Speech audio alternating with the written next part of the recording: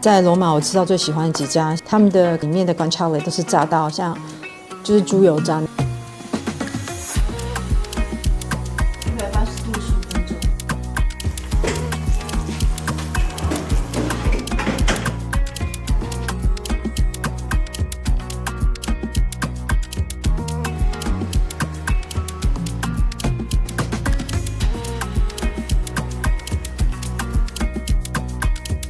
皮蛋所带来的风味其实是一个umami的风味，所以它是可以更让 carbonara 更圆润。